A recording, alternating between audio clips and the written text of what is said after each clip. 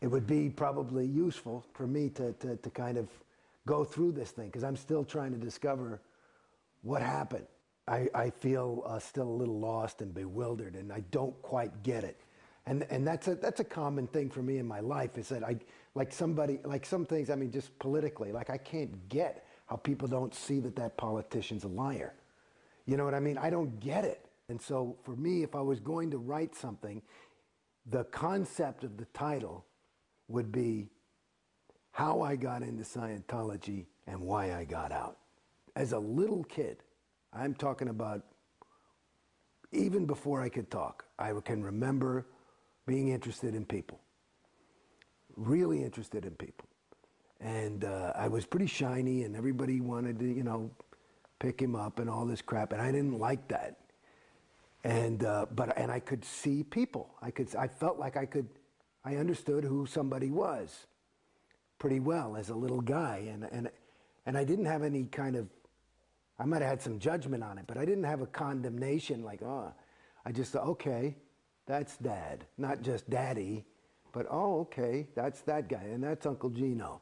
And this is this guy at the party as a 3-4-year-old kid looking around. And at a certain point, I think, certainly before first grade, I became very, very interested in who am I? Not just, oh, that's that guy I know, but I had some kind of a perception about a person. And so and as a little kid, I remember, because the way I could get how I perceived the people in front of me, whether it was accurate or not, I believed it was true, was kind of by looking into their eyes and saying who they are. And so I remember as a little kid looking in the mirror, really not looking at how do I look, looking and trying to say, who am I? And I would say, who are you? Who are you?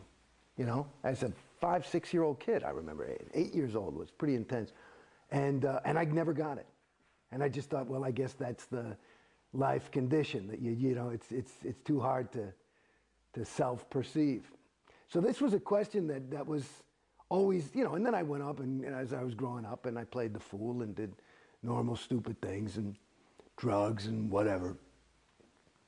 But it was always something that was in the back of my mind, and I was always on a spiritual journey, one way or another, either some new age shit, not a lot of organized religion by the time I was 14 or something. I'd kind of lost interest in that, but I would read a lot, and even to the point where as a 21-year-old kid, I remember I was into this spiritual teaching of this one guy who was originally teaching in French, and I learned French just so I could read it in the original French.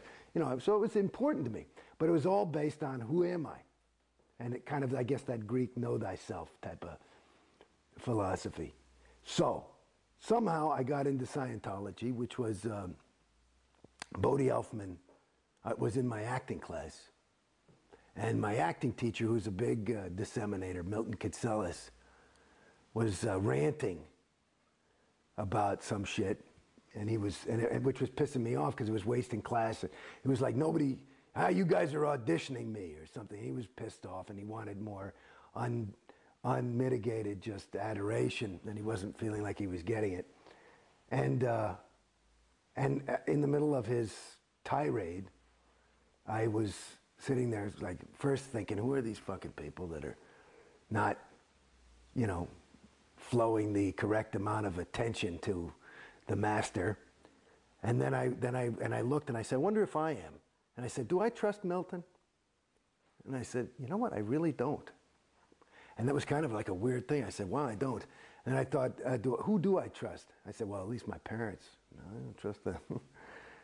And I was looking, I didn't trust anybody in the room. And then I had this realization is I don't trust myself. And so in Scientologies, I found my ruin. I found my own ruin. And for some reason, because I thought, oh, well, let me try and trust somebody. Let me try and trust Milton, which is what he was yelling and crying about in this whole big speech. And I thought, well, I knew he was a Scientologist. So I said, Bodhi, I said, give me some book on Scientology. I was doing a scene with him. And oh yeah, and he was this nervous little kid at the time. And so he gave me this big fat book called What is Scientology? A lot of pictures. And so I took this book and I read it. I think I stayed up mostly of the night and I read the thing. I mean, you know, I don't know if I got it word for word. I didn't clear all my MUs for sure. But I got through the thing. And I thought, okay, if that's true, fuck, I'll go clear. I'll try that. That sounds fine. So I gave Bodie the book back the next day. I said, take me to that big castle thing. I want to check this shit out. So he's always very excited, you know. He brings me in, and everybody's all excited, and they've greased the path because, you know, I've been on TV and shit. And everybody's really nice.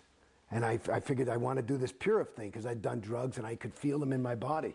And I read the thing, what the Purif's supposed to do. I said, you know, I had felt at that point like I hadn't done drugs for 10, 15 years, and I thought that was one of the biggest mistakes I'd made in my life. And I thought if this can really take that effect away, because I felt that I had lost some of the shine that I'd had by, you know, I mean, I wasn't a drug addict, but I was a drug indulger.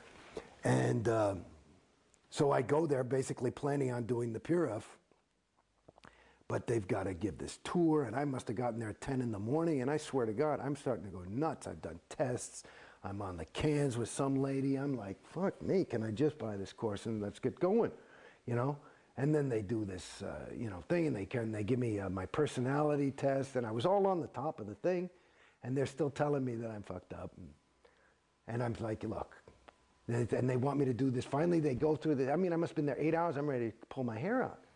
And they say, you should do some little course called Ups and Downs. I said, look, I'll do the course if I can I just do the Purif thing? Yes, yes, yes, and you have to do the TRs and objectives first. Or with it. What's that? That's this course that kind of, I said, fine, just let's go. So I buy the course. I say, you know, I've been here. It's like 8:30 at night. And I say, can I start? And I had to get a little oral surgery, so let me do something. I came here for some Scientology. All I got was all this, everybody's selling it to me. I never got to do any, right? Because I wanted to try the shit. And so now it's 8:30, and I say, okay, you know, they say, well, you can start your TRs course. You'll do the TRs, you do and the TRs are these communication drills. Then you do the Purif where you clear all the drugs out, and then you do the auditing, which is called objectives, which is like this stuff where you walk across the room and touch the wall and all this kind of shit. And it's supposed to, the end phenomenon is firmly rooted in present time. I said, that doesn't sound bad, I'll do it. Okay, if you can deliver that. Cool. So I said, well, give me some Scientology, for Christ's sakes. I've been here since, 9 hours or something, getting nothing.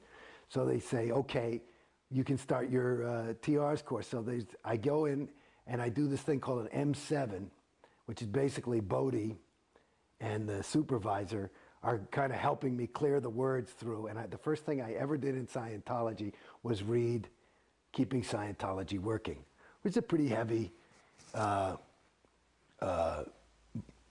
bulletin. Yeah, explain what that bulletin says. Well, it's that basically is that Scientology, it's a very interesting bulletin.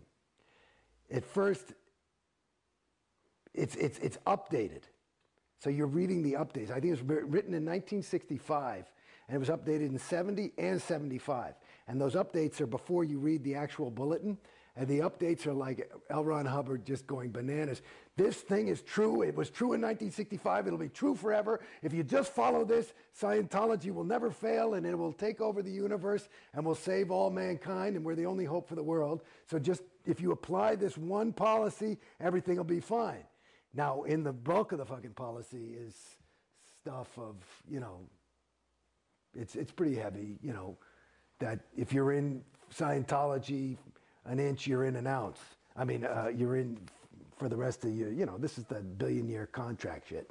This is the heavy Scientology. We are the only hope for mankind, and whether you get it or not, it's the truth, and we're not here to placate you. We're here to try and save the planet, and we're the only hope for mankind, and so this is no game.